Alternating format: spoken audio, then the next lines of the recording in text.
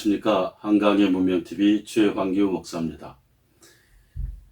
최근 서울대학교에서 청소노동자로 일하던 50대 여성이 과중한 노동과 과로로 인해 숨진 사건이 있었습니다.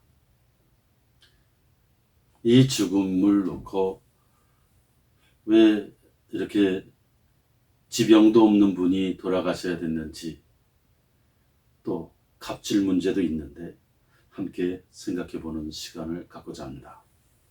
저는 2019년도에도 서울대 학교에서 청소노동자로 일하던 60대 청소부가 휴게실에서 숨진 채로 발견된 적이 있습니다. 그런데 그 청소노동자들이 쉬는 휴게실에 그 한낮에 폭염, 땡볕 더위, 그런데 창문도 밀폐되어 있고 에어컨도 없는, 그것이 청소 노동자들의 쉬는 공간 휴게실이었다고 합니다. 2019년이면 얼마 안 되는 시점인데, 요즘 세상에도 이 무더위에 휴게실이 에어컨이 없이 그렇게 있다고 하는 것은 상식적으로 이해가 안 되는 부분입니다. 다른 사람들은 에어컨이 있는 곳에서 일하고 청소 노동자들은 에어컨이 없는 곳에서 휴식을 취한다. 이건 상식적으로도 납득하기가 참 어렵다. 그런데 이번에도 중노동에 시달리던 50대면 아직 젊죠. 이 여성이 숨진 겁니다. 저는 이 뉴스를 접하면서 어떤 생각이 퍼뜩 들었냐면, 좀 과하게 표현하는 거라고 생각하지 마시고 저의 그 느낌입니다. 서울대가 어느 대학교입니까? 가장 한국에서 최고의 지성인들, 가장 똑똑한 청년들이 전국에서 모여드는 곳이 서울대 아닙니까? 그러한 상징이 있고 특징이 있는 곳, 또 그렇게 사회가 알아주는 곳이 서울대인데, 그곳에서 이 사회에서 참으로 낮은 바닥에서 살아가는 청소노동자의 죽음, 이것은 단순한 문제가 아니라고 합니다. 저의 단상, 과연 서울대학교는 냉혈한 공화국인가? 이 냉혈한들이 모인 공화국인가? 서울대 공화국이라는 말도 있습니다. 그만큼 서울대 출신 인재들이 사회 각계각층에서 주도층이 되고 지도층이 되어서 한국 사회를 어떻게 보면 쥐고 장악하고 또 흔든다 하는 의미로서의 서울대 공화국이라는 말도 하는 것 아닙니까?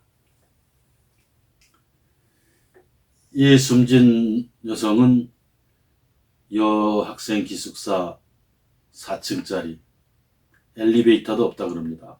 그것을 혼자서 복도 청소, 또 창문, 창, 그를 연중 무휴 쉬지 않고 청소를 하고, 또 코로나 바이러스가 발생하면서 음식점에 가서 식사를 할 수 없으니까 기숙사에 살던 학생들이 그렇게 배달 음식을 많이 시켜 먹으면 그 쓰레기가 엄청났다고 합니다. 1층부터 4층까지. 그걸 혼자서 다 감당을 하고, 중노동이죠. 쉴 수도 없고. 그렇다면 학교 측에서 이 과중한 업무를 보고 배려하고 조정하고 분산하는 그런 대책을 세웠어야 되는 그런 대책도 없었고, 또 이 청소 노동자를 총괄하는 안전관리팀장이 새롭게 임명되면서 서울대 청소 노동자들에게 시험도 보고 건물 이름 구체적으로 외우게 하고 심지어 건물 이름을 영어로 외우게끔 하고 또 시험도 보고 그래서 이 일로 인해서 청소 노동자들이 굉장히 심리적인 부담과 스트레스가 많았다고 합니다. 여러분 사실 청소하는 분들이 건물 이름을 영어로까지 외우면서 해야 된다? 청소만 깨끗이 하면 되는 것 아니겠습니까? 또 청소 노동자들이 사실 우리 한국 사회에서는 그렇게 많이 배운 분들이 아닙니다. 그리고 그렇게 또 능력을 많이 갖고 있는 분이 그래서 단순 육체 노동을 하는 게 청소 노동자 아닙니까?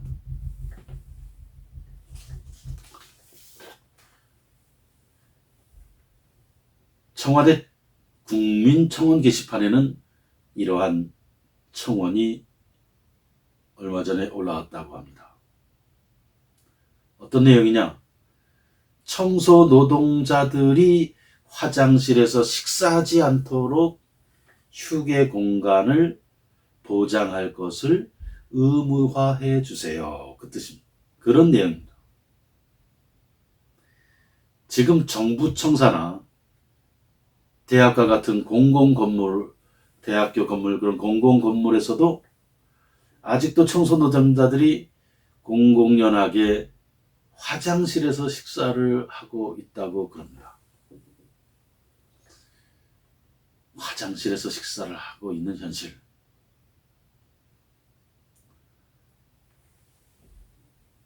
여러분, 서울대는 이 사건을, 서울대 교수들과 학생들은 이 사건을 어떻게 생각하십니까? 요즘 이 세상은 갑질 논란이 많이 일어나고 있습니다. 특별히 아파트 경비원들, 나이 젊은 사람 입주자들로부터 괜한 시비를 당하고 주먹질을 당하고 쌍욕을 먹고 온갖 주먹질 행패질에 시달리다 목숨을 끊는 분들이 계속 이어지고 있습니다. 또 아파트에 입주민 여성들,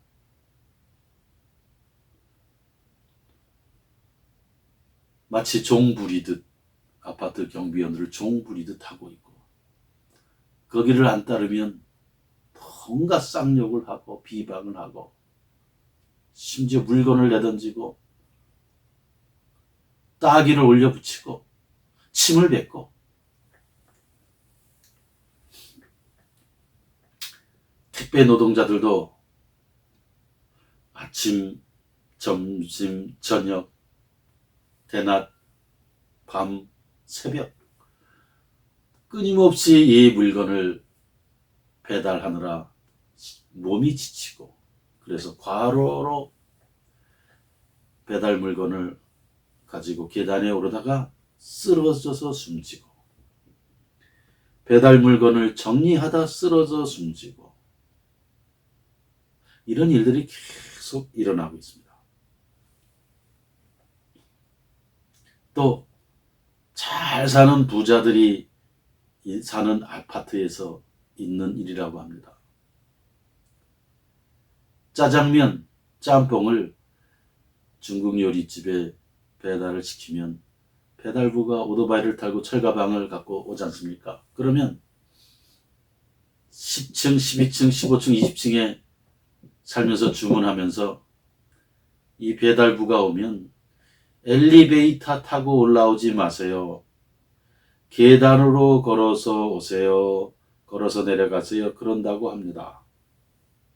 여러분 10층, 15층, 20층 철가방 들고 배달 오르내리고 엘리베이터 못 타는 이유가 뭐냐? 엘리베이터를 타면 엘리베이터 안에 짜장면 냄새, 짬뽕 냄새가 나니 안 된다. 걸어 올라오고 걸어 내려가라. 여러분, 이 말을 들으면 어떤 생각이 드십니까? 그럼 짜장면 배달부, 짬뽕 배달부는 사람이 아닌 노예입니까? 제가 이런 얘기를 들은 거 한 목사님으로부터 들었습니다. 아는 목사님이 이런 얘기를 하길래 제가 귀를 의심해서 여러 차례 확인했습니다. 이게 팩트입니까? 사실입니까? 도무지 믿을 수가 없는 거예요. 사실이라고 그럽니다. 그것도 그 음식을 주문하고 엘리베이터 타지 말고 걸어 올라가라 내려가라 그 사람이 누구냐? 교회를 다니는 교인이고 돈이 많고 잘 사는 교인이다. 그 얘기를 들었습니다. 확인해 줬습니다. 참 세상이 왜 이런지. 저는 서울대학교 청소 노동자의 죽음은 아파트 경비원이 당하는 수모, 무시, 비인간 취급 당하는 것, 그리고 택배 배달부가 당하는 그것, 그리고 짜장면 배달부가 당하는 이 갑질과 같은 연속선상에 있는 사회현상이라고 생각합니다. 서울대학교 교수 여러분, 학생 여러분, 여러분들은 어떻게 생각하십니까? 단지 일하다가 숨졌다. 그 사건으로 그냥 흘러가는 것인지, 아니면 이게 문제가 있다고 생각하시는 건지, 서울대 여러분들은 어떻게 생각하십니까? 이렇게 질문하고 싶습니다. 최고의 지성을 가진 젊은이들이 모이고 최고의 지성을 가진 교수진들이 모인 서울대는 과연 싸늘한 눈빛, 냉정한 눈빛, 서리빨보다 서늘하고 차가운 가슴의 인재들, 자기 자신만의 행복과 이기적인 욕망을 채우기 위한 인재들을 길러내는 곳인가? 아니면 가슴이 따뜻하고 영혼이 따뜻하고 시선이 따뜻한 가슴에 인재들을 길러내는 곳인가? 구약 성경의 출애굽기에는 이집트에서 노예 노동으로 신음하는 이스라엘 백성들이 하나님께 부르짖는 이야기가 나옵니다. 하나님은 광대무변한 우주를 창조하시고 지극히 높은 곳에 계신 하나님. 그런데 이 하나님께서는 노예 노동으로 일하는 이스라엘 백성들의 부르짖음과 신음소리를 아주 예민하게 들으시는 그런 하나님. 이 땅의 낮은 자들의 소리를 들으시는 하나님. 먼지 같은 존재들의 소리를 들으시는 하나님으로 성경에는 소개가 되어 있습니다.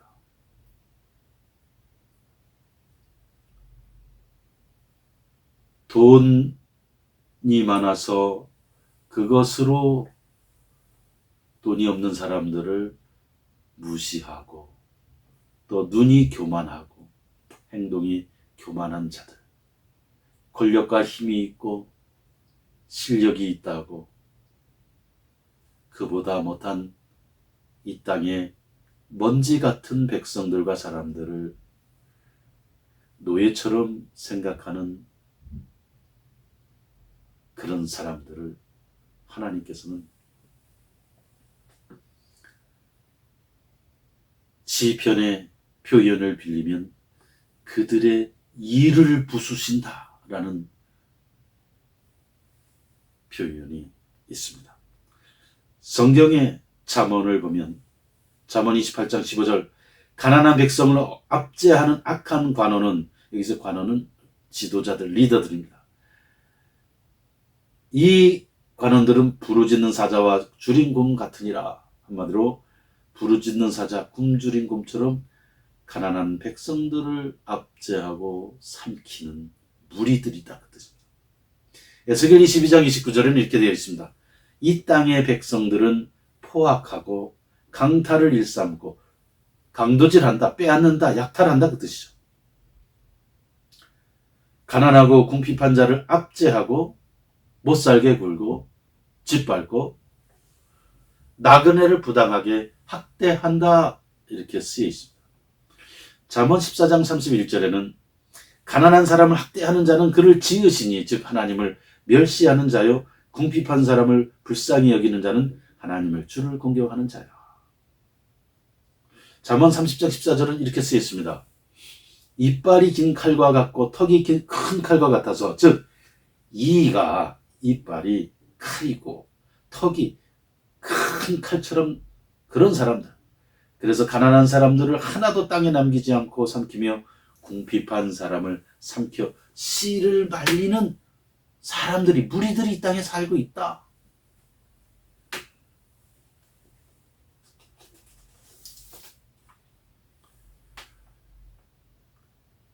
사실 서울대 출신이라고 하면 각층의 주도층, 지도층으로 리더로 서게 되는데 문화, 경제, 정치, 과학, 학술, 예술, 언론 모든 방면에서 그 리더의 역할을 사회에서 하게 되는데 리더는 가장 가슴이 따뜻해야 되고 이 땅에서 작은 자들과 연약한 사람들, 경쟁에서 낙오된 사람들, 또 최선을 다하지만 더 이상 어떻게 방법이 없는 그런 사람들에게 따뜻한 시선들이 가 있어야 된다고 생각합니다.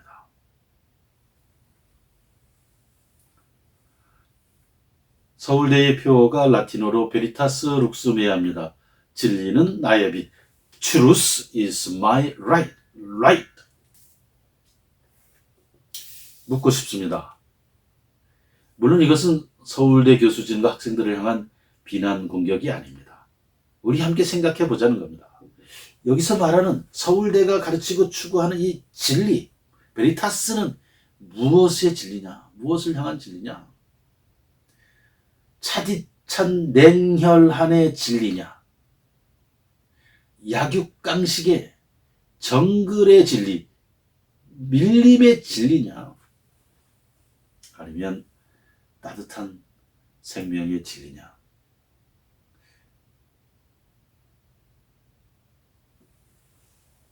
과연 이 진리는 풀잎 하나가 꺾일 때 함께 아파하는 우주적 진리냐 하는 겁니다. 살아있는 모든 생명체는 행복하여라는 말이 있습니다. 들에서 자라는 이름 없는 풀 하나도 행복할 권리가 있다. 대우주에 물어보십시오. 지구에 물어보십시오. 태양에 물어보십시오. 달에 물어보십시오. 왜 대우주는 모든 은총과 시간과 공간을 우리에게 주고 있습니까? 왜 태양은 햇빛을 주고 있습니까? 왜 달은 달빛을 주고 있습니까? 왜 지구는 물과 공기와 먹을 것을 주고 있습니까? 가난한 사람에게도 힘없는 사람에게도 권력자에게도 부유한 사람들에게도 왜 주고 있습니까? 물어보십시오. 그것은 살아있는 모든 체는 행복하여라. 햇빛 안에서 행복하고 달빛 안에서 행복하고 별빛 안에서 행복하고 물을 마시면서도 행복해하고. 고대 인도의 한 시인은 들에서 자라는 작은 풀 한 잎이 꺾일 때 우주도 함께 슬퍼하고 아파한다는 말을 했습니다. 여러분, 서울대학교 학생들에게 묻고 싶습니다. 서울대학교는 전공 과목만 공부를 하고 배우는 것인지, 아니면 리더로서의 따뜻한 덕성과 인성, 정신과 내면 세계를 갈고 닦는 그런 도야의 시간이 있는지 묻고 싶습니다. 노블리즈 오블레즈라는 말이 있습니다. 높은 곳에 오른 사람일수록 더 따뜻하고 더 헌신과 봉사의 정신이 있어야 된다, 그 뜻입니다.